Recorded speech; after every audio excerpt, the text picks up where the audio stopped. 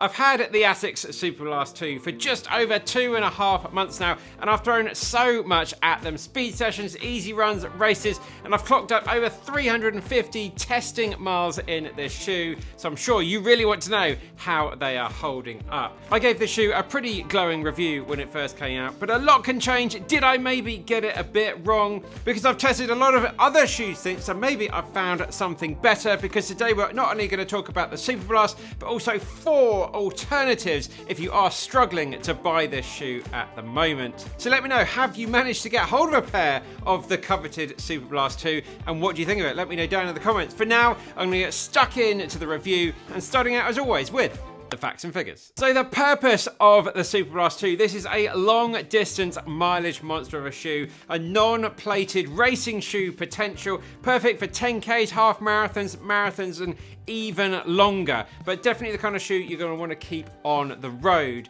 Price wise, coming in around about £200. Stack height, we're talking about 45mm stack at the back of the shoe, 8mm drop overall. This shoe is coming in at 288 grams, 10.2 ounces for me in my UK size, 11.5 in this shoe. That is super lightweight. Just holding it here in the hand, you almost can't believe a shoe of this amount of volume with this much stack height weighs so little. This is a neutral shoe. Midsole wise, we've got the FF Turbo Plus. This is the same foam that Asics put in their highest end races, and at the bottom of the shoe it has a layer of the FF Blast Eco midsole, just for a little bit of extra wear and tear ability, just to prolong the life of the shoe. Outsole wise, on the bottom we've got Asics grip here. This is the same type of material that they put on some of their trail shoes as well, so a really good update. It was one of the big updates for version 2. Different widths available, sadly not just the one here, but it's pretty good on the width side. There are no dedicated men's and women's versions, and finally this was not true to size for me. I had to go half a size down, exactly the same thing as I did in version 1 of the Superblast. Right, let's get stuck into my likes. So my first like with the Superblast 2 is the sheer versatility. It really is the type of shoe you could take away on holiday or traveling, and you could just take one shoe with you. I've done speed sessions when I've been away. I've done easy runs just when I've only been able to take one shoe. I also ran a race in it, the big half. It handled it so well, picking up the pace in the second half, cruising along at around about 345, 350 a K pace. It handles that kind of pace so well. And it's also really stable at all different paces as well. The updated foam they've got here, it's just a little bit more poppy and responsive than the outgoing one, and it's just that perfect balance from a shoe that can cruise along so nicely and then give you that sudden turn of speed. It's just a real sleeper shoe that you don't expect to be able to go so fast. My second like is the comfort of the shoe. This is the shoe I've been reaching about 90% of the time when I haven't been testing out other shoes. I've done loads of long runs, 32, 34 and 36k long runs in this very shoe here, getting ready for my next marathon. It's felt super strong all the way through those runs. This shoe really looks after those legs so nicely on those long runs. And the foam has really felt good from the start of the run, the middle of the run and the end of the run. Haven't felt it sort of wearing and tearing and feeling different as the runs have gone on. My third like is this shoe is just a little bit faster than it really deserves to be, mainly because it is so lightweight. It's amazing how light this shoe is for that 44mm stack height in the shoe. And when you really want to pick up the pace, you can. As I said, I ran the big half in this shoe and it just coped with it so well. I was just dealing with a few little issues at the time. I just wanted to put something that was dependable, going to get me through and have a really good solid run. This shoe really delivered there. For sure, a carbon plated racing shoe is going to be faster than this, but there's nothing that's quite as comfortable for around about 85-90% of the speed that the shoe can produce. And then finally, I want to have a chat all about the durability of the shoe, what it's been like over the 350 miles we've put in it. It's probably around about halfway through its really good life now. I think you can get about 700 miles of good, solid training in the shoe before you're really going to start to see it tail off.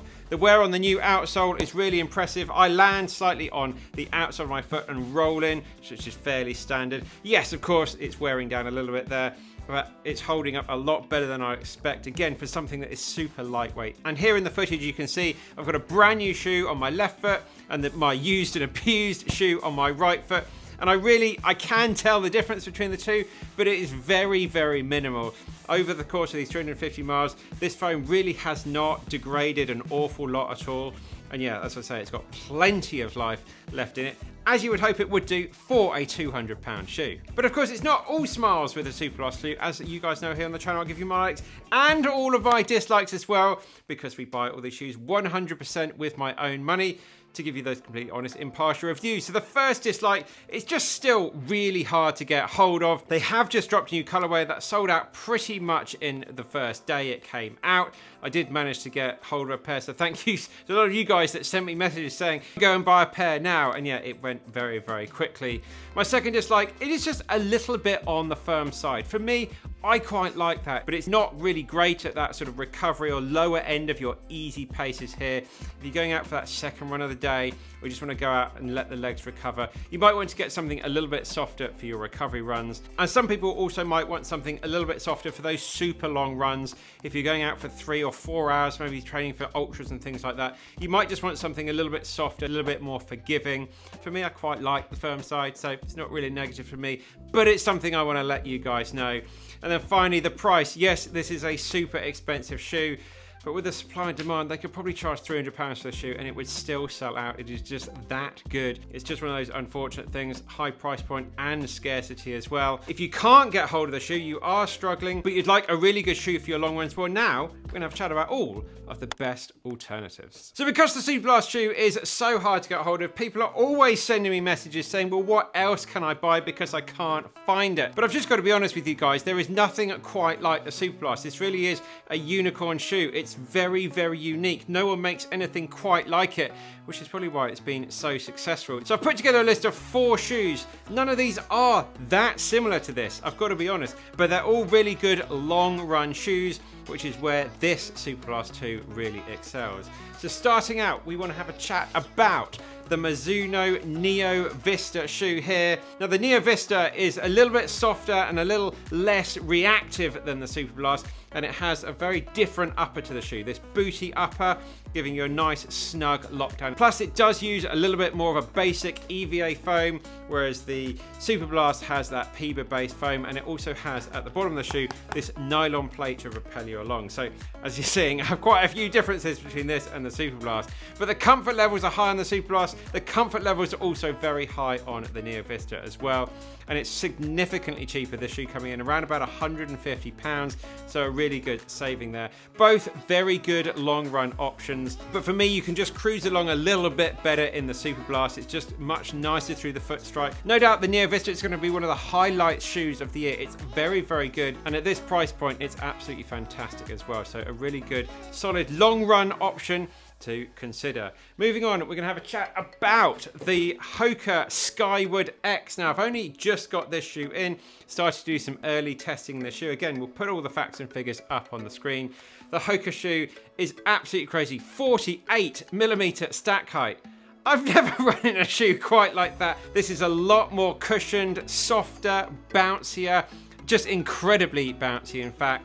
The Superblast is a lot stiffer, firmer, and it really does pick up the pace a little bit better as well. There's a big weight difference. The trouble with the Skyward X, it is incredibly heavy, and because of that, it just doesn't have that pace range that the Superblast does. There is a carbon plate in the bottom of the Skyward X as well, and so many shoes have these carbon plates. They're putting carbon plates in shoes like this, not for all-out speed, but for stability, because these foams are so soft and squidgy.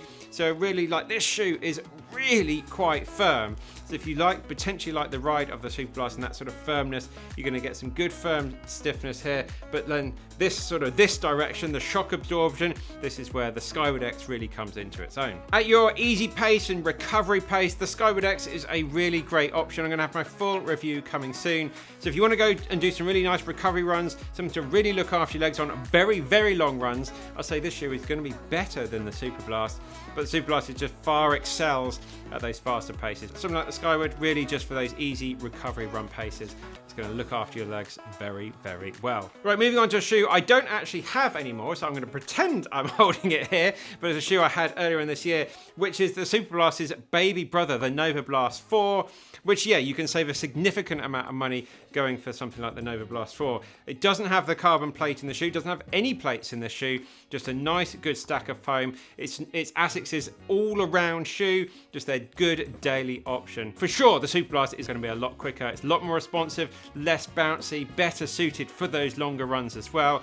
But if you're happier with a slightly softer ride that the Novablast gives, and you're not going super long or you're not going on too many long runs, then the Novablast will work just as well for a lot of you guys out there. If the Superblast wasn't around, I would definitely be spending a lot more time, or I'd have bought another pair of the Novablast 4 after I wore my pair out earlier on this year. Finally, the final shoe I want to have a chat about is the New Balance SC Trainer version 3, which I've really been enjoying putting some miles here. The SC Trainer version 3 is such a different feeling, a different ride compared to the Superblast. The foam is so soft and you really sort of sink into it. It doesn't have the most poppy, it doesn't have the best energy return in the shoe. Again, you've got a carbon plate running throughout the shoe here. Similar to the Skyward X, that plate is more for stability rather than speed. And the Superblast, as I say, it's a lot firmer, a lot more responsive, and that foam is so firm it doesn't need a plate in there. So the SC Trainer is far more suited for those easy runs, those recovery runs, that slower pace running, again, to really look after your legs with all that squish, that plushness on those long runs. Whereas the firmness in the Superblast just means it has more pace uses, really. You can just pick up the pace a little bit better. In a few weeks' time, hopefully, if the rumors are true, Nike will be releasing the Invincible version 4. We will get that in to review, and that is going to be another big potential competitor. So to bring that to a conclusion, a lot of you guys are probably thinking, well, what should I buy if I can't get this? And it's really hard for me to sit here and say this one is the most similar, because they're really not that similar. There is nothing quite like the ride and the feel and the lightness and the nimbleness and responsive of the Superblast. If it was me and this didn't exist, this wasn't in the world, I'd probably be running most of my runs in something like the Novablast 4, combining that with a carbon plated race shoe for my speed sessions, something like the Vaporfly, which is what I've been doing a lot of my speed sessions in this summer. And then yeah, some of my easier, longer runs in this, you know, the SC Trainer. That's probably the one I would be going for out of all of these so far. I have to be building a bit of a rotation because this just covers so many different types of runs, and that's why it's that beautiful do-it-all training shoe that you can travel with, put in your bag, and just do so much in it. It's an amazing shoe, probably the best shoe I've ever run in, quite frankly. So they're my final thoughts. Let me know your thoughts down in the comments below. I hope you've enjoyed this video. That's it, guys. Keep on working hard, keep what you've done, and we'll see you very soon in the next one.